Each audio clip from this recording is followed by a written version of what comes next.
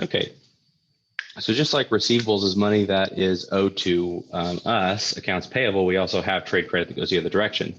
So we can receive credit from other companies, which means I owe them money in the future. So I need to know this is my cash outflow. So the accounts receivable budget I did in the prior video is the cash inflows where money's coming from, and the accounts payable is one of my, I have more than just one, but one of my cash inflows, outflows budget. Accounts receivables inflows, payables is outflows. This is money that I need to pay out. So this also, like I said, can balance out and make sure that I have enough cash to cover my accounts payable. So I owe this money. These are liabilities. It says White purchases raw materials on account for use in production. The direct materials purchases budget is as follows. So we have our direct materials purchases budget and how much for each month. It says White typically pays 20% on the account in the month of billing and 80% the next month. So for example, April, I pay 20% of that in April and the remaining 80% in May. May, I pay 20% of that in May and the remaining 80% in June. June, I would pay 20% in June and the remaining 80% in July. So it asks how much cash is required to pay on account for May and June. We got May, June, April, May, June, my payables for those months.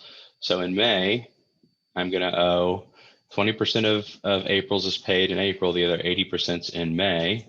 So I'm going to take 0.8 times April. And then May, 20% is paid in May. So 20% times, 20% times May. And nothing in June because June hasn't happened. Total that. So this would be how much cash I need to have for my direct materials cash payments for May. For June, April is going to be fully paid off in May, so I don't need to worry about that one. That's 0. And I have May. May, I've got 20% of that paid in May and the remaining 80% paid in June. So 0.8 times May's amount. And then 20% of June's is paid in June, when the remaining 80 is going to be paid in July. So 20% times June and the total. So I'm going to have my direct materials accounts payable. I'm going to need cash to pay $381,000 in cash to pay my direct materials purchases in May, and I'm going to need $412,000 in June for my cash payments.